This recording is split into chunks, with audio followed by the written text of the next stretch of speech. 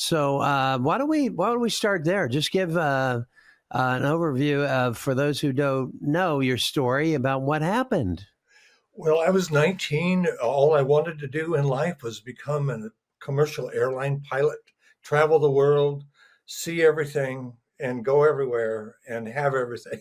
And I wanted to be a pilot and own apartment buildings and just have a great life of adventure.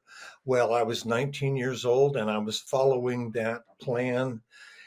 One day on takeoff, with three pilots in the cockpit out of the Hollywood Burbank Airport, which is where I grew up, we took off and we got about 100 feet off the ground on a beautiful day, and something went horribly wrong. Found out about it within seconds, and the airplane was pitched up, Randy, but not going up. And we were still about 100 feet off the ground, and I could hear the sound, the horrific uh, sounds still play in my head at night.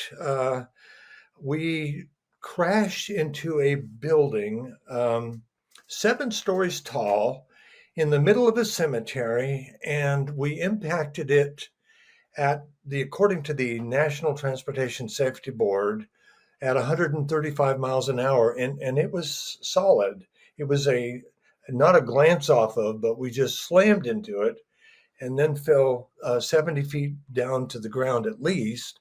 Uh, the numbers are being changed by the engineers, but anyway, it's around a 100 feet drop plus the 135 mile an hour impact. And long story short, 3 pilots were at the bottom of the crash, and the airplane was in thousands of pieces.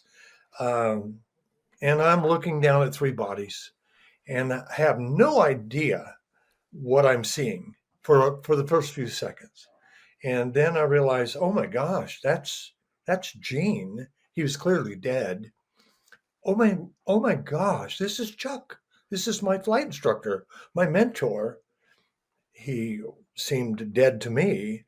And then right below me was a body that I couldn't help but recognize as myself. I could see my shoes, my pants. Then I remembered, oh my gosh, we had just taken off from the Hollywood Burbank Airport.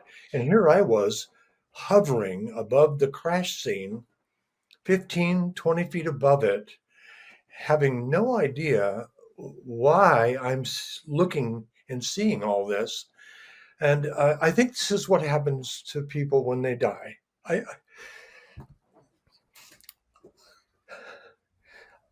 I wasn't afraid. I wasn't feeling any pain, but I was sad because I looked down and I realized this is maybe 20 seconds after impact. I don't know. I can't be exact, but I looked down and realized, wow, I had died so young. I had all these Mhm. plans. Wow. Okay. I can adjust. And that's how this all began. I realized, Randy, right off the bat, without ever being taught this, this is when I began to understand that I learned things in my heart that bypassed my brain. It went right into my heart. I realized right then that I was a spirit. I had a soul, and I used to live in that body right down there.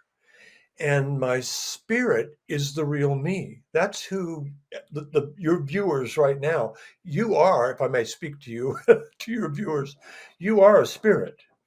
And you have a soul, your mind, your will, and your emotions. And those two live eternally. And your body, well, my body, I looked at it like it was my car. It used to take me where I wanted to go and when I wanted to go there. But that's not who I am. Who I am is my spirit, and God made us in that triune being. And I realized, oh my goodness gracious, at 19 years old, my entire life I had it backwards. Flipped upside down, inside out. Nothing I had learned was really um, completely truthful. And I had it adjusted in a matter of seconds. I then realized all of us are spirit beings. You don't have to believe in Jesus or God to be a spirit being. You were created that way.